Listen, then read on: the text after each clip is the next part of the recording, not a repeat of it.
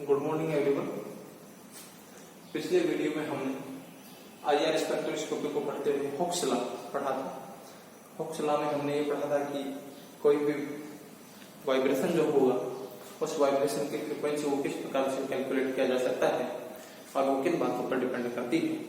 उसके बाद हम बात कर रहे हैं degree of freedom. Degree of freedom का मतलब हिंदी में बोले तो स्वतंत्रता की कोटि। स्वतंत्रता की कोटि कि कोई भी मॉलिक्यूल जो होता है वो कितने तरह की गति कर सकता है, कितने तरह के मोशन ले सकता है। तो कोई भी मॉलिक्यूल 3D में या स्पेस में कितने तरह के मोशन ले सकता है वो उनकी मोड्स कहलाएंगे। क्या कहलाएंगे? मोड्स कहलाएंगे। तो आईआर स्पेक्ट्रोस्कोपी जो मॉलिक्यूल नहीं देता बल्कि मॉलिक्यूल की मोड्स देती है। हम दोबारा से रिपीट कर देता हूं कि कोई भी मॉलिक्यूल 3D में कितने प्रकार की मोशन दर्शाएगा, कितनी प्रकार की गतियां करेगा, ये वो उसकी डिग्री ऑफ फ्रीडम कहलाता है। और डिग्री ऑफ फ्रीडम में वो कितने प्रकार की गतियां करेगा, वो जो होती हैं वो गतियां उनको हम मोड्स कहते हैं। और वो कितनी कितनी मोड्स कैसे कैसे होती हैं वो फिर हम बताएंगे। फिर वो मोड्स जो होती हैं वो आईआर स्पेक्ट्रा देती है या आईआर स्पेक्ट्रा नहीं देगी, वो बातें फिर हम करेंगे कि उसके लिए क्या कंडीशन है और क्या कंडीशन नहीं है। तो हम सबसे पहले बात कर रहे हैं सब किसी भी स्पेस में जो है वो कोई भी मॉलिक्यूल है कितने प्रकार से गति कर सकता है, उसको डिग्री ऑफ फ्रीडम कहते हैं। और उसको हम इस टेबल के माध्यम से समझेंगे। देखिए इस टेबल में आप देखिए मैंने लिखा है टाइप ऑफ मोशन यानी गति का प्रकार, देखा टाइप ऑफ मॉलिक्यूल। मॉलिक्यूल का प्रकार मॉलिक्यूल कहता है। मॉलिक्यूल दो प्रकार के हमने कैटेगराइज किए हैं, लीनियर और नॉन लीनियर। लीनियर का मतलब रेखीय, रेखीय का मतलब जिसमें सभी बंद जो है वो 180 डिग्री की होंगी। लीनियर मॉलिक्यूल का मतलब क्या होगा कि ऐसे मॉलिक्यूल जिसमें सारे एंगल जो है वो बंद कोण जितने भी हैं वो सारे 180 डिग्री के होंगे, तो मॉलिक्यूल क्या कहलाएगा? लीनियर कहलाएगा। तो लीनियर और ऐसा मॉलिक्यूल नॉन लीनियर भी होंगे। जैसे फॉर एग्जांपल एक सिंपल सी एग्जांपल की बात करते हैं कि देखिए ये CO2 ये क्या है? लीनियर है। ये लीनियर नहीं है, यानी रेखीय ये अरेखीय। तो वो देखते अपन को पता लग जाता है जो बिल्कुल स्ट्रेट है वो रेखीय। चलिए तो दो कैटेगराइज हमने की है मॉलिक्यूल्स की, एक लीनियर एक नॉन लीनियर। फिर हम इधर बात कर रहे हैं टाइप ऑफ मोशन की। तो ट्रांसलेशन, ट्रांसलेशन का मतलब हुआ हिंदी में इसको कहेंगे हम स्थानांतरण। ट्रांसलेशन स्थानांतरण यानी एक जगह से दूसरी जगह। स्थानांतरण का मतलब यहाँ से उठ करके कोई चीज यहाँ चली जाए, इसको हम स्थानांतरण कहेंगे, ट्रांसलेशन। दूसरी है रोटेशन। रोटेशन का मतलब है घूर्णन। रोटेशन का मतलब घूर्णन, घूर्णन मतलब घूमना, कोई भी चीज घूम रही है उसको हम रोटेशन कहेंगे। तीसरी है वाइब्रेशन। वाइब्रेशन का मतलब कंपन। कंपन मतलब वाइब्रेशन होता है यानी हिल रही है कंपन। तीसरे प्रकार की गति कंपन गति और टोटल है। तो मैं रिपीट कर देता हूं एक बार फिर दोबारा से यही बात कि ट्रांसलेशन यानी स्थानांतरण, एक जगह दूसरी जगह चले जाए। रोटेशनल यानी वो घूर्णन यानी घूम रही हो, और वाइब्रेशनल यानी वो हिल रही हो, कंपन उसमें हो। और ये टोटल चलिए अब हम बात करते हैं कोई भी मॉलिक्यूल जो है उसमें अगर n एटम है, अभी ये मॉलिक्यूल है इसमें कितने एटम है? एटम्स कितने? 3। ये मॉलिक्यूल है इसमें एटम्स कितने? 3। HCl एटम हो जाएंगे कितने? 2। तो कोई भी मॉलिक्यूल उसको कितने भी एटम हो सकते हैं।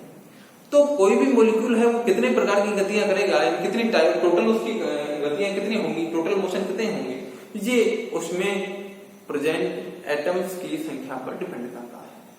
तो टोटल नंबर ऑफ मोशन होंगे 3n। कितने होंगे? 3n। यदि ये जो मैंने लिखा है जहां n क्या है? n बराबर नंबर ऑफ एटम्स।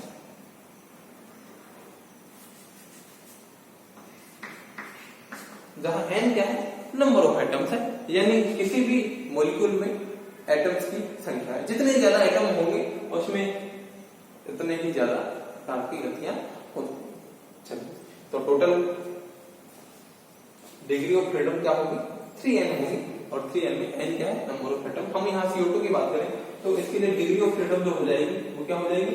3n बराबर 3 × 3 बराबर 9 हो जाएंगे। ऐसे वाटर में कितने हो जाएंगे? वाटर में भी 9 हो जाएंगे। ऐसे हम बात करें HCl की तो HCl में हो जाएगी 3 दूनी 6। चलिए, तो ये तो आ गया टोटल मोशन कितने होंगे वो 3n से कैलकुलेट कर सकते हैं। अब आगे बढ़ रहे हैं, अब बात करते हैं ट्रांसलेशन। कोई भी मॉलिक्यूल हो, चाहे लीनियर हो चाहे नॉन लीनियर हो, उसमें 3 प्रकार के ट्रांसलेशनल मोशन हो सकते हैं। ट्रांसलेशन मोशन या ट्रांसलेशनल मोड में कह दूं दोनों एक ही बात है। तो 3 प्रकार की ट्रांसलेशन मोड हो सकती है। अब वो कौन कौन सी होंगी? वो 3 प्रकार की होंगी, सॉरी कौन कौन से नहीं, ट्रांसलेशन मोड जो होंगे 3 प्रकार की होंगी, 3 तरह से हो सकता है। अर्थात कोई भी मॉलिक्यूल 3 तरह से स्थानांतरित किया जा सकता है। हो सकता है उसको एक्स अक्ष पे किया गया, हो सकता है उसको वाई पे, हो सकता है जेड। 3 एक्सिस है, तो 3 एक्सिस को हम 3 एक्सिस पे जो है किसी भी मॉलिक्यूल को ट्रांसफर कर सकते हैं। तो उसके ट्रांसलेशन मोड क्या होंगी? 3। चलिए, रोटेशनल मोड लीनियर के लिए 2 होगी और नॉन लीनियर के लिए 3 होगी। आप इसको ऐसे समझ सकते हैं, ये चौक आपके सामने है, ये चौक जो है ये एक मॉलिक्यूल है लीनियर, ठीक है, रोटेशनल।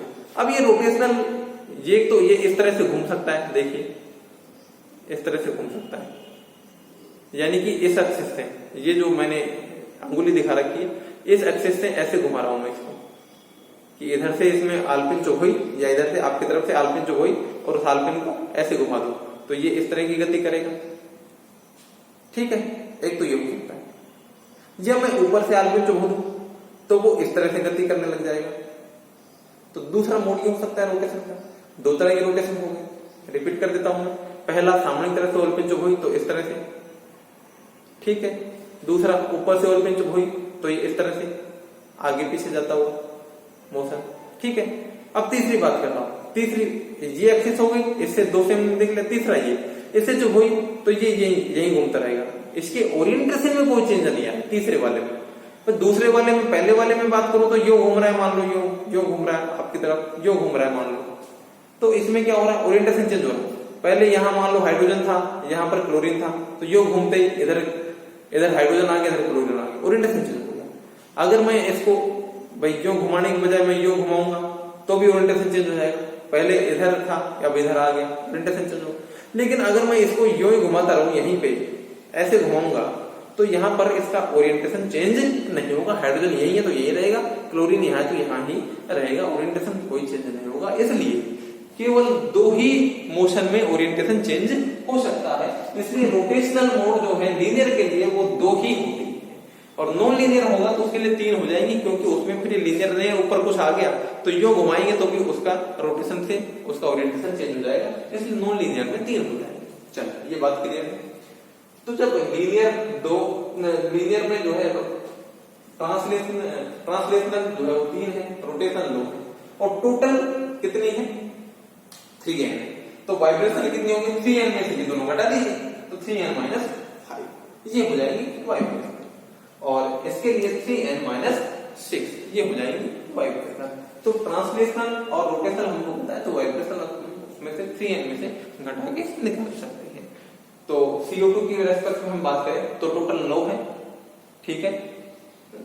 CO2 लीनियर है, इसलिए उसमें से वाइब्रेशन मोड निकालें तो वाइब्रेशन 3n - 5 हो जाएंगे। तो 3 3 9, 9 में से 5 गए तो 4, तो 4 मोड हो जाएंगे वाइब्रेशन।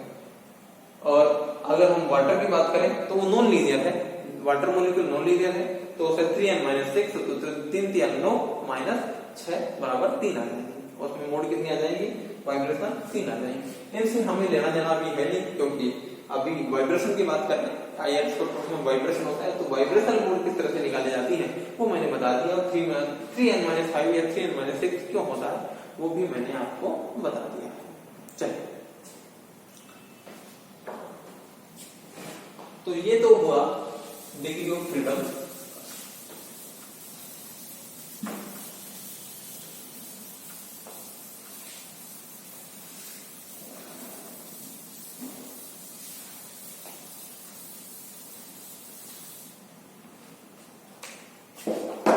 चलिए, अब बात करते हैं हम आगे सलेक्शन।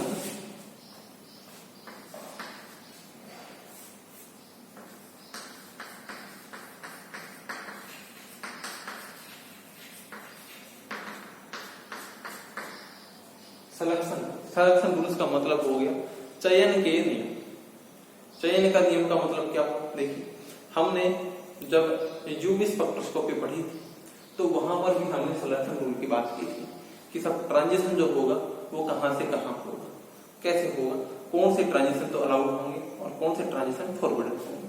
अब मैंने दो शब्द बोले हैं, एक है अलाउड और एक है फॉरवर्डेड।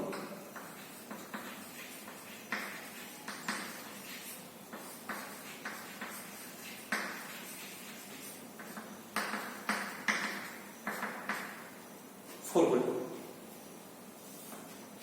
तो अलाउड का मतलब हो गया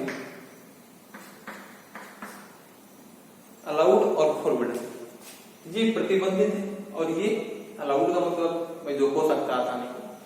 तो दो तरह के ट्रांजिशन या दो तरह के सिलेक्शन रूल में दो चीजें निकल के आएंगी, अलाउड और फॉरवर्ड। अलाउड का मतलब होता है जो आसानी से हो सकता है, बिना रुकावट के जो संपन्न काम हो सकता है वो अलाउड, और जिसमें कोई रुकावट आ रही हो वो कहलाता है फॉरवर्ड। ठीक है, तो फॉरवर्डन जो होगा उसमें कोई ना कोई रुकावट होगी, तो वो रुकावट क्या होगी वो चयन के नियम डिसाइड करते हैं कि कौन से जो अलाउड होंगे और कौन से फॉरवर्ड होंगे। इस चयन के कुछ रूल होते हैं, वो रूल में जो ट्रांजिशन या जो भी चीज आ रही है वो तो अलाउड हो जाएगी, और जो उस रूल से बाहर है वो क्या हो जाएगी, फॉरवर्डन हो जाएगी। तो देखिए अब हम बात करेंगे कि जैसे हमने यूवी स्पेक्ट्रोस्कोपी पढ़ी थी, एक बार हम बैक चलते हैं थोड़ा सा, उससे आपको समझ में आ जाएगा। यूवी स्पेक्ट्रोस्कोपी पढ़ी थी तो उसमें इलेक्ट्रॉनिक ट्रांजिशन होता था। Electronic transition low energy level से हाई एनर्जी लेवल की तरफ हो रहा था, कि साहब E1 से जो है वो कहां हो रहा था, E2 हो रहा था। अभी E1 E2 क्या, ये एनर्जी, अभी किसकी एनर्जी होगी, वो ऑर्बिटल की होंगी। जैसे कोई भी ऑर्बिटल है, ये भी ऑर्बिटल है और ये भी ऑर्बिटल, तो लो एनर्जी लेवल ऑर्बिटल से हाई एनर्जी लेवल ऑर्बिटल में क्या हो रहा था, ट्रांजिशन हो रहा था। चलिए अब हम बात कर रहे हैं यहाँ पर कि सब ये अलाउड होगा फॉरवर्डन होगा, हम उसकी बात करेंगे। तो उसके लिए है del n equal to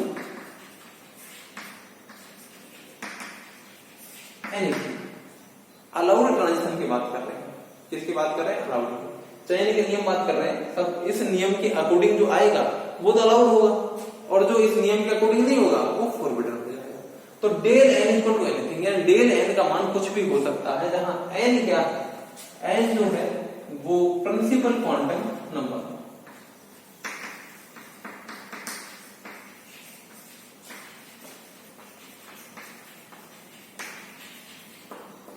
principal quantum number है, जिसको हम शेल का नंबर भी कह देते हैं, या कोश की संख्या भी कहते हैं, या मुख्य क्वांटम संख्या कहते हैं।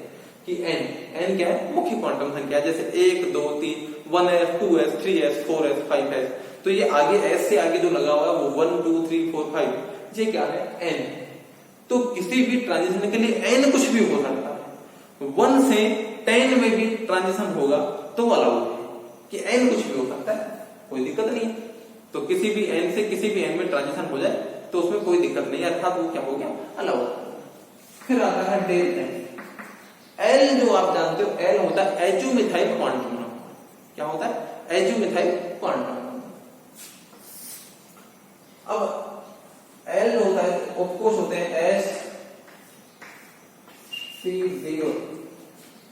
sp_d हो रहा है, चार उपकोष होते हैं और इन उपकोष में कक्षक होते हैं। तो s के लिए l का जो मान होता है वो 0, p के लिए 1, d के लिए 2 और f के लिए होता है 3। तो sp_df के लिए l का मान 0 1 2 3 होता है। ठीक है, ये अपन लोगों को पता है, ये एजोमिथाइल क्वांटम द्विगंशी क्वांटम संख्या जिसको हम हिंदी में कहते हैं, ये वो है एजोमिथाइल क्वांटम। ठीक है, तो किसी भी ट्रांजिशन के लिए डेल एल का मान प्लस और माइनस, मैंने दोनों लिखे हैं यहां पर, प्लस या -1 होना चाहिए, यानी डेल एल का मान प्लस माइनस 1 होना चाहिए। यानी कि जिन भी दो सब सेल में या जिन भी दो उपकोषों में ट्रांजिशन हो रहा है उनके बीच में एल का जो गैप है, ये एल का वो गैप 1 होना चाहिए। क्या होना चाहिए, 1 होना चाहिए, चाहे वो +1 हो चाहे वो -1, 0 नहीं होना चाहिए, 2 भी नहीं होना चाहिए, या तो +1 हो या -1 हो। तो वो एल का मान क्या होना चाहिए, डेल एल का मान, यानी इन दोनों के जिनमें भी ट्रांजिशन हो रहा है उन दोनों के एल का अंतर जो है वो +1 या -1 होना चाहिए। अगर +1 या -1 है तो वो ट्रांजिशन हो जाएगा अलाउड, और अगर +1 या -1 नहीं है, चाहे फिर 0 हो चाहे वो 3 हो, तो वो फिर क्या हो जाएगा, चाहे वो 2 हो तो हो जाएगा फोरबिडन।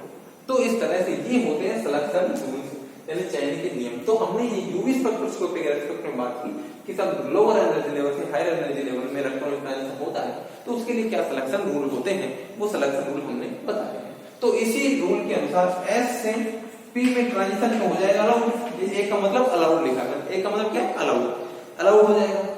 और एस से डी, एस से डी, एस का एल का मान 0 और डी का मान 2 है, तो 2 - 0 तो आ गया 2, तो 2 नहीं हो सकता, तो ये हो जाएगा फोरबिडन एस, ये क्या हो जाएगा, फोरबिडन हो जाएगा। ऐसे ही पी से डी, पी 1 ले तो 2 - 1 या 1 - 2 तो -1 या +1 ही आएगा, तो ये हो जाएगा अलाउड। लेकिन एस से एस ये क्या हो जाएगा, फोरबिडन, क्योंकि 0 आ गया।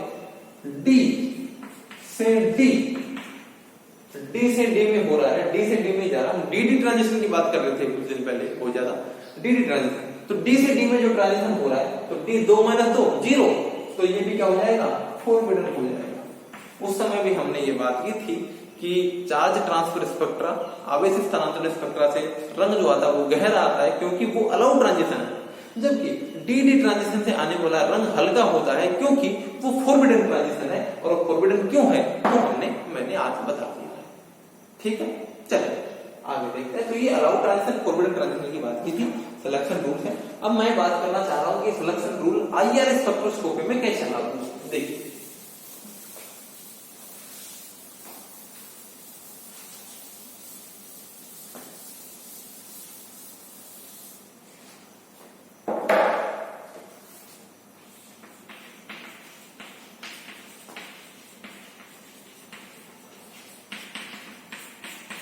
डाइपोल मोमेंट, डाइपोल मोमेंट क्या होता है उसके बारे में मैंने पिछले वीडियो में आपको कुछ ना कुछ बताया था, हल्का फुल्की जानकारी दी थी। डाइपोल मोमेंट क्या होता है, यहाँ भी हम ज्यादा जानकारी नहीं देंगे। डाइपोल मोमेंट आपने पिछले क्लास में पढ़ा होगा, तो वही डाइपोल मोमेंट है, केवल हम उसका एप्लीकेशन पार्ट कर रहे हैं कि सिलेक्शन रूल में डाइपोल मोमेंट का क्या रोल है, आईआर स्पेक्ट्रोस्कोपी में डाइपोल मोमेंट का क्या रोल है। देखिए आप लोग इसको समझने की कोशिश करना, जो मैं कह रहा हूं उनको ध्यान से सुनना, कि कोई भी मॉलिक्यूल अगर उसमें परमानेंट डाइपोल मोमेंट है, यानी वो मॉलिक्यूल का डाइपोल मोमेंट 0 नहीं है, डाइपोल मोमेंट को मैं म्यू से दिखा देता हूं, ठीक है।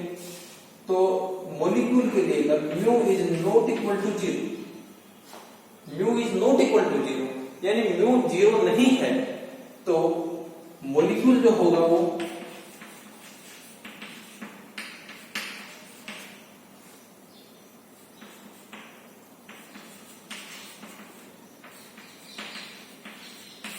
आईआर एक्टिव, मॉलिक्यूल वो IR active.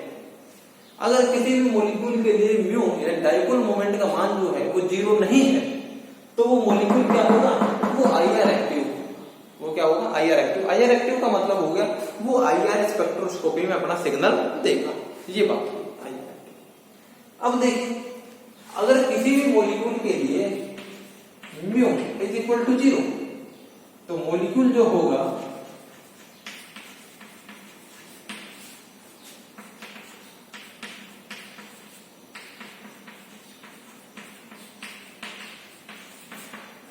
Molecule is IR inactive, कि किसी भी मॉलिक्यूल के लिए अगर डाइपोल मोमेंट का मान 0 है तो वो क्या होगा, आईआर इनेक्टिव होगा, यानी आईआर स्पेक्ट्रम नहीं देगा, क्या नहीं देगा, आईआर स्पेक्ट्रम नहीं देगा। लेकिन ये बात जो है ऊपर वाली बात बिल्कुल सही है हमेशा, नीचे वाली बात जो है वो बिल्कुल सत्य नहीं है, 100% सत्य नहीं है। इसमें एक क्लू जुड़ेगा, वो मैं आपको अभी बता देता हूं क्या। देखिए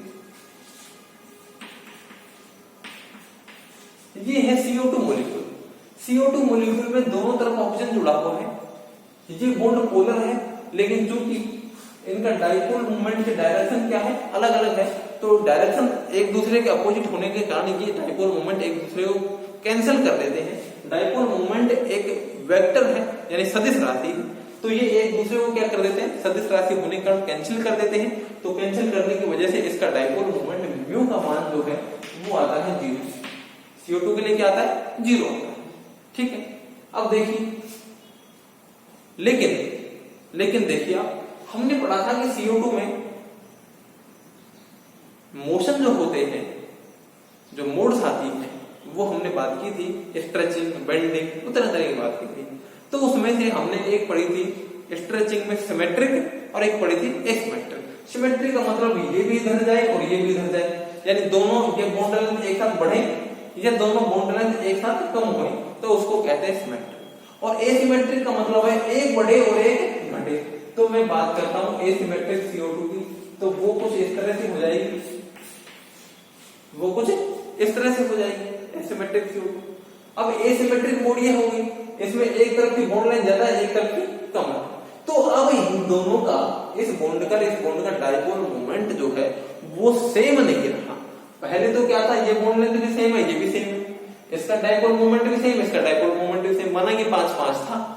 तो तब इसकी डायरेक्शन इधर, इसकी डायरेक्शन इधर, 5 इधर बोला -5, तो दोनों कैंसिल हो गया और 0 आ गया। लेकिन अब इसमें जो है, अब इधर वाला तो हो गया 8, इधर वाला रह गया 2, है कि नहीं? तो डाइपोल मोमेंट जो है वो अब दोनों एक दूसरे का अपोजिट तो है डाइपोल मोमेंट, लेकिन अब उनका परिमाण यानी मैग्नीट्यूड जो है वो बराबर नहीं है, यानी वो राशि जो है, परिमाण जो है वो बराबर नहीं है।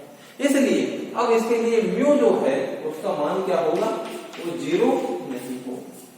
म्यू का मान 0 नहीं होगा। म्यू का मान 0 नहीं होगा तो ये क्या हो जाएगा, IR एक्टिव हो जाएगा।